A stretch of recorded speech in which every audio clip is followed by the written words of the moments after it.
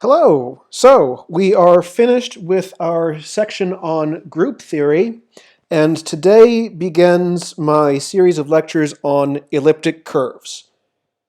I'm going to have just a couple short videos while I walk through some of the basic definitions for what an elliptic curve is, and we'll get into some more hands-on material starting tomorrow. So, I've been talking about elliptic curves for a while. I've been hinting that this is where we've been headed for this course. And the definition, like what is an elliptic curve, is that an elliptic curve is any curve that has this formula. Y squared equals y squared equals x cubed plus a times x plus b.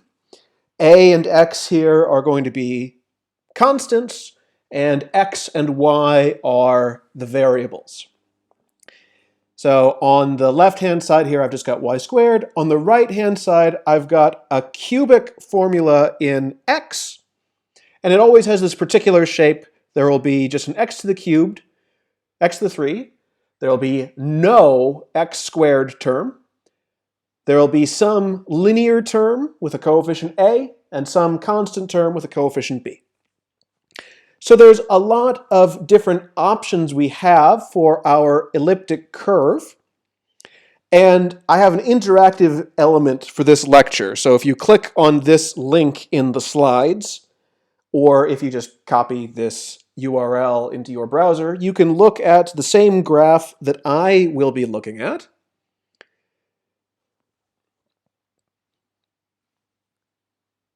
So here, in red, I've graphed a cubic. And the formula of my cubic I have over here on the left. This is y equals x cubed plus ax plus b. And I have some sliders for those parameters. I can change the value of a, I can change the value of b. So far, this is not an elliptic curve because I don't have y squared. But I wanted to start with the cubic to help explain why elliptic curves have the shape that they do. So this picture of a cubic should look somewhat familiar. This is sort of the generic shape that we can have for cubics, or I can make it a little bit narrower. I can have it pass through the origin. But these are all different shapes that a degree 3 polynomial can have. These are all some different examples of cubics. The curve itself in red, every single point on this curve is a solution to the equation that I've got. So if I pick some point here, I'll just hold my mouse down. This has coordinates x equals 2.22, y equals 3.991. And those coordinates will solve the equation y equals x cubed plus negative 2.5 times x plus negative 1.4. Any point that I grab on this curve is going to be a solution to this equation. When I look at the elliptic curve, right, I'm going to have the same cubic formula on the right-hand side of my equation, and I'm going to have y squared equal to that. So let me change this slightly. I want this all above the x-axis here. So here in red, I've picked my number x, I calculate the formula, and whatever number that I get is my y. And I know that at least beyond negative 2 here, those are all going to be positive numbers.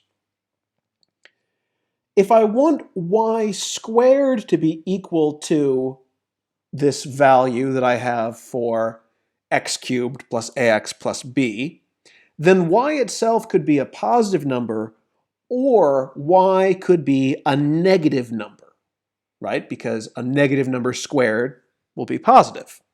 So let me turn on equation number 4 here, and in purple is the graph of the elliptic curve. So I can see that the top half of this shape follows the cubic.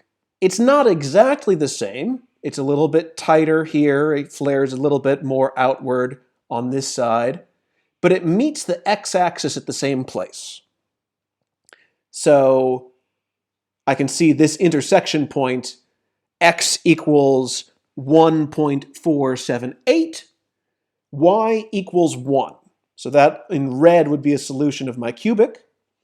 But since 1 squared equals 1, this point also belongs to the elliptic curve. Does that make sense?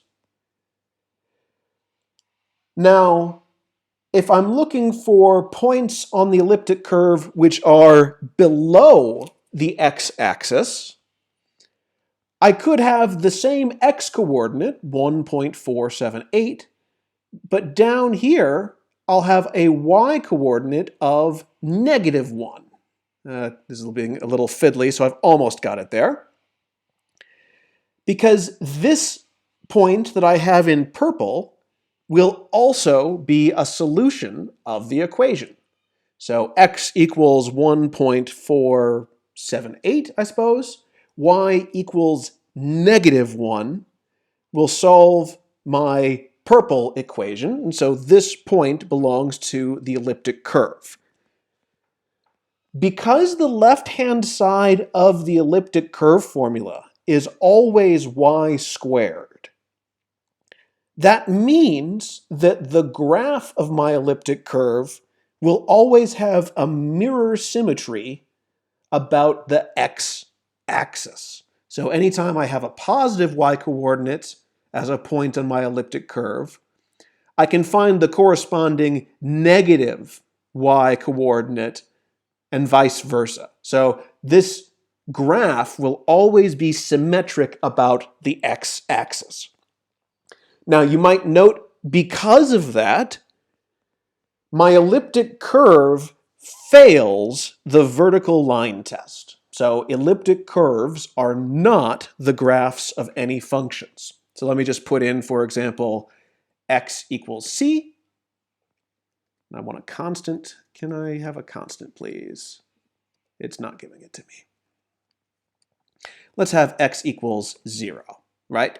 So here's my vertical line test. I can see there are 2 different points on the elliptic curve that have x-coordinate 0. That it means it fails the vertical line test. This is not a function. And you can see that the red equation, my cubic, passes the vertical line test. There's only the 1 coordinate there. So the main reason that I presented these graphs in Desmos is because you can manually choose these constants with the slider bars and see what effect it has on the elliptic curve. So let me turn off the cubic. We're done with that for now. So here is one example of an elliptic curve. And as I change the value of a, you can see that now I've broken it into 2 different pieces. So certain values of a, come here. Certain values of a, I have this sort of horseshoe shape. I misclicked. There we go. I have this sort of horseshoe shape, but the entire curve makes a nice connected graph. If I choose a different value of a, the graph becomes disconnected, and I can even see the point where that is happening, right about -7. Of course, this also depends on the value of b.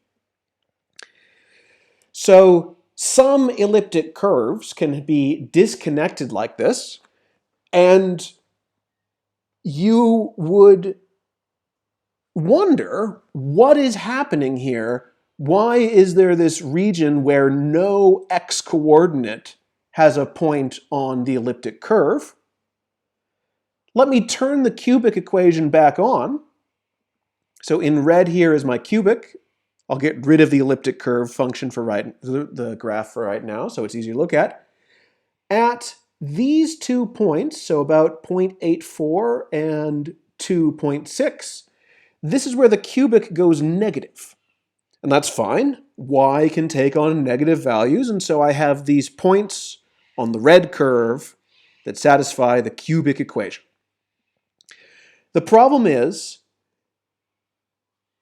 When I square y, I'm squaring a real number, and so the square of y can only be positive or 0. It's the same reason why the elliptic curve cuts out beyond this point, negative 3.45 for these parameters.